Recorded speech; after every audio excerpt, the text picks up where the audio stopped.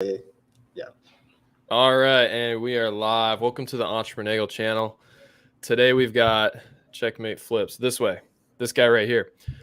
He's a full-time Amazon seller. I've been on your channel a number of times, Seth. I don't know if we've had you on our channel. We're really bad about having people on.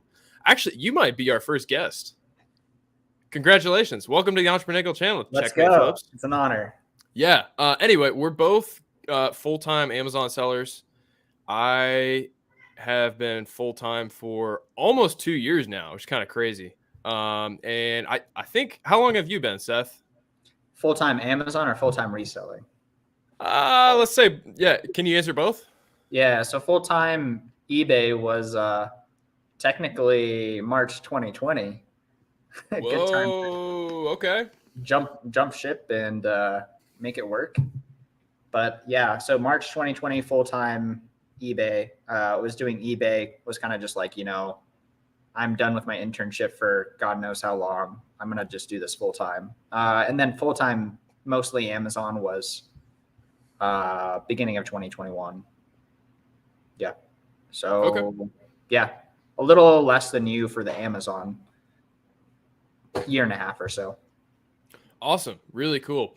And through that experience for both of us, we both came into reselling from having plans to do something else. You just touched on, maybe we can talk about it some other time. You were doing some internship stuff, and then the pandemic and all that happened. That changed most people's plans, lifestyle, and a lot of their career kind of stuff.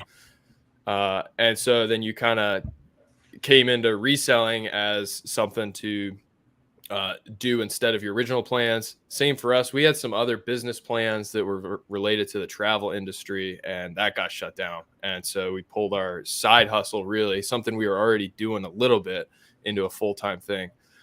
But through that, we both started with kind of the like grind and hustle of eBay thrift stores, like getting stuff from thrift stores, garage sales, selling it on eBay one item at a time.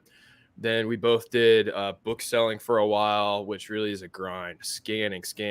I remember there Better were, than eBay though, that's for sure. yes, it's I think. definitely an upgrade. And a little easier to scale. And now we're both into online arbitrage, which we hardly ever touch the products we sell. We're doing a crazy amount of quantity wise compared to what we used to do. Um, would you agree with that? Like, think about the number of items you sell in a month. Can you imagine actually touching that many items if you were doing like a thrift store type model? If I had to touch all of the items that I'm selling currently, I would be listing all day, every day. It would be ridiculousness. Interestingly enough, though, when I did books, I actually did more quantity than I'm doing now. So if you look at my sales graph by units, it looks like I'm just like on the decline. But books are You've so much peaked. easier to ship, and they're like you make like $3 a book, or like $10 a book, or like $20 a book. But like my ASP now is like much higher, so I can still do like 3, 4, 500 units in a month, and that can equate to quite a bit. Fascinating. I should go and look back at my book selling data, see how many I was selling per month. I think it was less than what I'm doing right now. But my ASP is a little lower than what you're at right now. So what's really helped us with that transition is getting to the point where we're comfortable delegating or hiring out different aspects for the business. And we've chatted about this a bunch before. I think, had a similar journey with that. And recently we've kind of hopped from a couple prep centers together, actually. And we've had some good experiences, some really bad experiences, and then some in between. What have you in the last year or so kind of discovered about pros and cons to delegating out, hiring out work? I guess the overarching theme is like we joke about how we had such big losses at this stupid prep center, and like for sure like lost a lot of money there. But the overarching thing is like, we would have lost so much more money if we hadn't delegated that. Like, goodness, if we were doing all our own prep, if we didn't hire any VAs and we had to just sit there and like grind every single little detail of what we're trying to do out now, like we'd probably be stuck at like half our revenue or like maybe even less than that. Cause like the fact that we have a prep center just helps us multiply our skills with sourcing, because like we're able to process more through our business, through the doors of our business over and over again, because we don't have to sit there and ship stuff out for 20 hours a week in order to do the revenue numbers that we're looking for. And so it just multiplies the skills that really matter in our businesses. So the gains that we make by delegating, even in worst case scenarios, like I lost like $5,000 from Tiger Lily, and that was finally after they sent back part of my inventory. I would have lost so much more if I had just tried to prep myself. Since like last December, like they prepped so many things, and if I had not delegated that, like I would have missed out on like thousands and thousands and thousands of dollars. The phrase goes like, don't trip over like a penny in order to make a dollar or something. You can help me with that phrase if I'm not saying it right, but like, Yeah. it's really that mindset. Yeah. That's a really good perspective there. When I was doing heavy retail arbitrage and merchant fulfilling all of it, I was, touching every product at the purchase point and and I was listing it all, which that's not too bad when you've got a good inventory lab system and a scanner. That doesn't take too much time. But I think really and shipping it all, that takes a lot of time. And I was probably, I never like kept track of how many hours I was working, but it wouldn't be crazy to say I was maybe doing 50, 60 hours a week.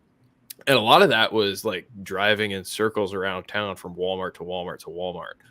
That was honestly like fun at first, but it got tiring. It really got tiring. And especially when you go hit a Walmart looking for something in particular and you spend, 20 minutes driving there, 30 minutes walking around the store, and you come out empty handed. That would really suck. And so there's definite advantages to using a prep center, which we're specifically talking about here.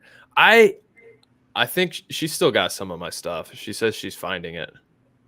She said so maybe I need to bug her again and be like, hey, like I mentioned that there was some stuff here. Like, did anything come up in the last 3 weeks? Yeah, she admitted she has more of my stuff, and she's looking for it or something. I don't know what the holdup is. She has it, but she's looked. Anyways, we're getting off topic. Yeah. Anyway, check. Yeah, you should check in with her again. Yeah. But I got most of my stuff out, and it definitely, that problem definitely slowed the growth of the business. If you look at our revenue charts throughout the year, we kind of like stagnated in the 60,000 a month revenue for most of this year, and that's actually not too bad considering we didn't decline. We stayed pretty even. But now that we're in a better prep center, holy smokes! Last month our revenue went up by about 20 grand above our average for the year, and this month I think we're on track to maybe hit 6 figures. We already did. I think we did 52 grand so far this month. That's awesome. Which is so cool. Killer. Yeah. And I would say the biggest thing that almost 54. The biggest thing that's helped is a quick prep center situation, and that wouldn't be possible at all without delegating that task out. And that was hard for me initially to let go of that and trust someone. Was that difficult for you at first? Yeah, like the thought of sending thousands of dollars to a stranger with no contract is just like, what? What am I doing? And like in worst case scenarios, it can come to bite you, and so that's why you like maybe test them out a little bit first, or maybe get them on the phone or something. But yeah, it's super hard to trust people with all these delegation type steps. Like it's kind of terrifying. Like the thought of sending thousands of dollars to a stranger you've never met, and also the possibility of them being Amazon sellers and them like trying to, what is it like, sell the same ASINs that you're selling. What's up, Echo Flips? Yeah, what's up, Cody? How you doing, man? Oh yeah, I missed this one. Here we go. CheckMate and Josiah. She can hear me right now. Number one fan right there. Sure. Yeah, that was I really eased into that, trusting a prep center. It took me a while, and how many prep centers have I used now? I started using a prep center. Oh, I think maybe around Q4 20. No, I have no idea, man. I'm on my 4th prep center now in maybe a year. And 3 Same, prep actually. 3 prep centers this year so far. Wow. Yeah. So I got a good track record with picking them, that's for sure. My biggest mistake with a prep center is it's kind of the sunk cost fallacy thing there. When things started going bad with 2 of the prep centers, I stuck with them for too long. I could see things were going downhill. And when I say it's mostly like the check-in speed, the prep speed, and all that. Started out really good, happy with how long it was taking them. And then the time it took just kept getting worse and worse and worse, to the point where it was weeks. And they weren't even acknowledging that they had received stuff. I should have, cut the rope and moved on, but I hung on for some reason with 2 of those prep centers for way too long, way too long. So that's something I've learned, and it's be willing to quickly fire when things aren't going good, and don't try to. Maybe in the case when it's an employee, maybe you can put additional work in and try to fix it. But when it's something like a prep center or an organization that you're hiring and paying for a service, if it's not working for you, get out of there. What other? Yeah, go ahead. I was just gonna say, like, where do you think that because I hadn't even thought of that, because I was kind of just thinking about my situation with the prep center and be like, like, I don't really know what I did wrong there. Like, I sent them a bunch of stuff, but like, yeah, like they did start to decline in how fast they were sending stuff out. I could have just been like, like it might take me 2-3 hours to find like the right prep center to transition to, but like I could have just been like, like it's been like 2 weeks, 2 times, I think it's time to send my stuff to another prep center immediately. Like that wouldn't have even been that hard. Yeah, absolutely. Here's an interesting question. From Cody, Echo Flips, do you like using the larger prep centers or the mom and pop prep centers? I think 2 of the ones that started out good for me and then went south were more in the category of the mom and pop centers. And from the outside looking in, I think the issue they had was some personal issues came up, and as well as they scaled bigger than they were able to handle. I don't know how long either of those prep centers had been in business. I get the impression they were newer. They were hungry and excited for this business, and they didn't really know what they were getting into. It's a huge logistic organization to run a prep center. Like it's a lot of work. You have to have a workforce. You have to keep them happy, keep them around, and you got to track thousands and thousands of items. So I think some of the mom and pop prep centers, when they make the decision that they want to grow the business, aren't prepared for that. And that's what happened with the one that Seth and I were at most recently. I was so convinced when she's like, yeah, we're building another like section of the warehouse. Like it seemed like she's like, oh yeah, she's actually like taking the steps to like make things work. But like, no, she did not have it. She did not have it taken care of. Yeah, and Um, maybe she had some of that under control, but for some reason she couldn't keep the employees around. And that just makes you wonder about the organization as a whole. Is there something else going on internally that's causing the employees not to not want to work there? yeah, So I think the prep center I'm at is a larger one. I think. I'd say it's a larger one. And the one Yeah, you were at before was also, it gave me vibes of a larger one, anyways, more a hybrid. And the reason we left that one was it was a much better situation. It was just basically they changed softwares and we're like, no, we can't do that. So yeah, yeah. it was a very friendly. I mean, he lost a little of my stuff, but like kind of average slippage type stuff. But Absolutely. You've had similar experiences. Okay. You're experimenting getting a second prep center. Okay. So are you moving to a new one because the old one's bad, or are you trying to have two running simultaneously? I've heard some people like to have two. I don't quite understand the justification that's a why. hard one. What are your thoughts on that, Seth? I can see why they would do it because it would be cool to have your hand in two cookie jars, for example, to be like, well, this cookie jar it tastes better because it's chocolate chip, and this one is raisin bran. So I can just keep sending to the chocolate chip one when the cookies in the other one go bad. When You the prep don't center like starts to, you know what? you don't need the raisin bran one. You just Yeah, want exactly. the chocolate chip one. You want two hands in it. Right.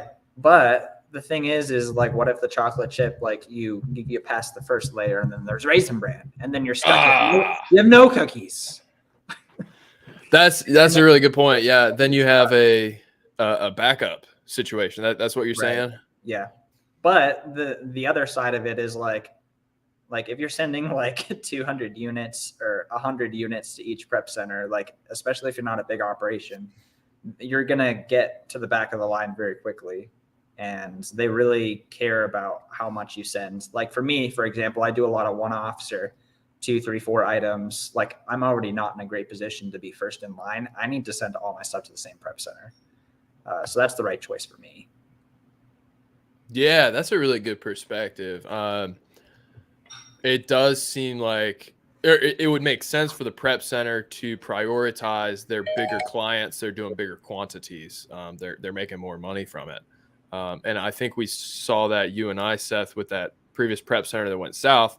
Yeah. You stopped sending, and I regret at this point. I continued to send, and while the shipments were really far apart and stuff, my stuff continued to get shipped somewhat consistently, like maybe like twice a month, which is awful, but that's more than 0 times a month, which is what Right. you saw. And Right. and the only thing I can think is that's partially because I was still sending stuff. Like it's still Um, efficient for her to send your stuff out at $1 per unit. But for me to send out my bigger stuff, it's just like, I don't care about you. I'll send you, yeah, like, I'll reply to your email in 2 months and then I'll send it back to your house. yeah, yeah, So the type of client that you are for them and the value that you're adding to them is a big part of the equation. Because if you're sending them like health and beauty, like just polybag it and sticker it up, like they love you. yeah. I imagine some of the stuff you sell, Seth, they hate, Yeah, they do probably. So but trade-offs. that's what their business is about. Right. Echo Flip says some sites don't let you ship to certain prep centers. I've run into that before, and that would be a good Recently. reason to have too. The one I had trouble with was Lego, actually, Lego.com. For some reason, I couldn't get them to ship to one of my previous prep centers. I never They really were figured it out. so were they just canceling the order, but then when you ship to your house, it worked? Yeah, exactly. Yep. Weird. The order would go through, and then they'd cancel it later for some address. I don't know what their reason was, but it had to do with that address because then I'd do the exact same shipment and send it to like my personal house, and it'd work. Hmm. That's a whole hidden art that I'm just so slow with, but you get Yeah, yeah, and there probably is a good angle with getting around quantity restrictions that way as well. yeah.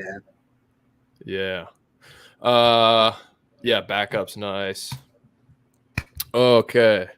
How many items do you guys try to source on a daily basis from eBay? Or I guess it could depend on the average cost of items. Do you have a daily spend goal, average ROI you shoot for? I'll let you answer this first, Seth. All right. A couple different things there, but I definitely don't go by the amount of items because like it's a very different story if you're like, I'm gonna do 10 $4 items. Like that's not enough. But if I do 10 $100 items, that's a different story. Um, so in the past, I've gone by a spend goal per week. And I also equated that to keeping a certain percentage ROI.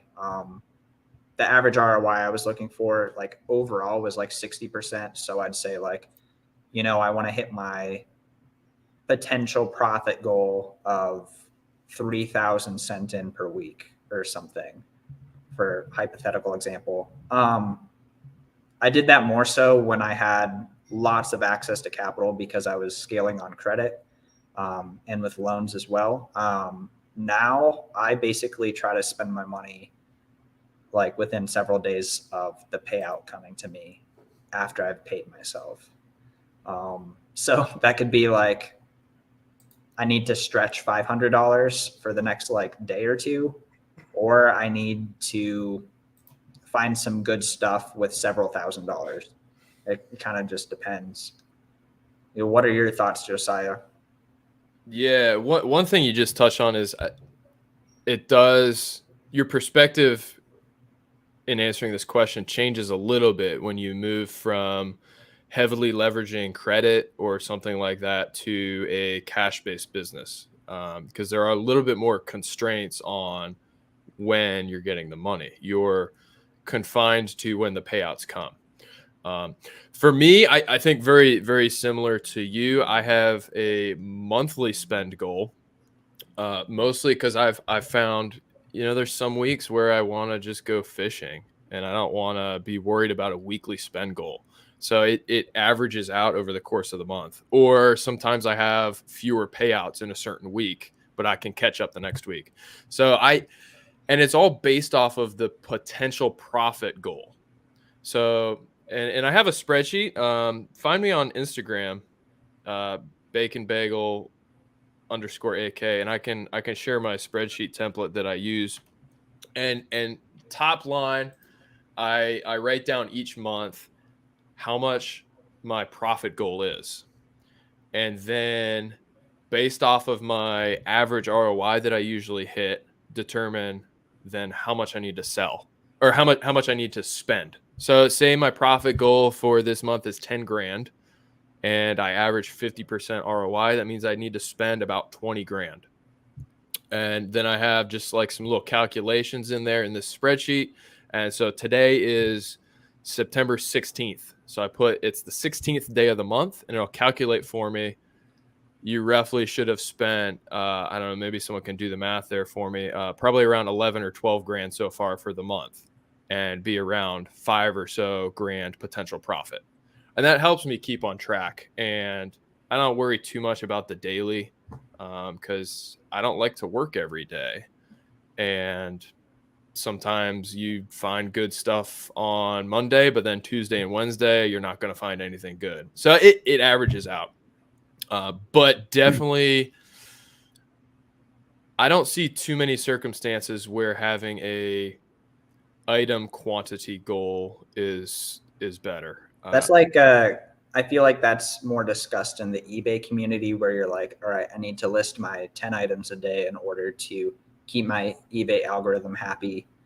Um, and then also like the whole spend goal thing, it's very different depending on where you're at in the business, because if you're kind of starting out and you're completely in the scaling mode and you're sitting on like a stack of cash that you're wanting to have invested in your business, that's a very different story than where kind of I think Josiah and I are more in the space of Josiah probably has like a nice big stack in his Amazon inventory. Like when you look at the inventory valuation on Inventory Labs, and I'm kind of in the same boat. Like, we have a lot of stuff already in our store. And so it's kind of a thing that Daily Refinement, if you guys know about him on YouTube, he talks about reseller nirvana. It's kind of the idea of being able to have a certain amount of items, whether that's quantity, whether that's potential profit, sell per day, and you just continue to replenish that. And it's just a continual reseller nirvana. And I feel like we're closer to that point, except I think we're also continuing to reinvest a little bit in order to continue to grow as well. But it's less of a intense scaling phase at this point. Yeah. Yeah. That's a really good perspective with that too. I think that is interesting. I hadn't thought about how most eBayers they talk about the quantity of items. That's a big difference, I think, between eBay and Amazon, where you really should be looking more at your ASP and stuff. I guess if you're on Amazon and doing a lot of maybe consistent wholesale where your ASP is pretty steady, looking at the quantity could be a realistic number. But yeah, for me, it's the overall spend goal and ROI. Great question. Well, as we wrap things up, I think we were talking about different ways that we've been able to scale our business by outsourcing and delegating. We talked about prep centers for a while. That's a huge one for any Amazon seller. Yeah, I think you can go as you're scaling. There's one of two methods. You can do a prep center, or you can open your own warehouse and hire a bunch of employees. And depending on your business model, having your own warehouse might make more financial sense. But for me, I can pay a prep center and I basically am purchasing an already established warehouse with employees. In some cases. Yeah. Or like, I don't know, maybe some of them have like a 2-year-old and a dog prepping your stuff. If you're lucky. Yeah.